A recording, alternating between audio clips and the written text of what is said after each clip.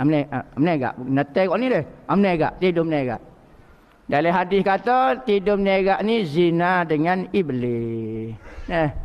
Ada satu kali iblis ni raja kepada segala setan. Setan ni ada raja dia nama iblis. Satu hari Allah Ta'ala perintah ke iblis pergi jumpa Nabi Muhammad.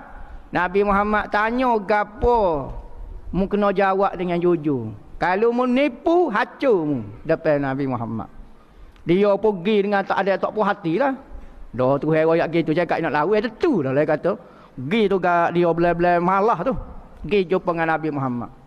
Nabi Muhammad pun tanya beberapa soalan. Antaranya, apa yang kamu buat bagi orang tidur terletak? Dia kata hamba berzina dengan dia.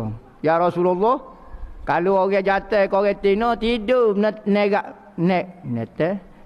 tidur menegak ni, maka hamba berzina dengan dia.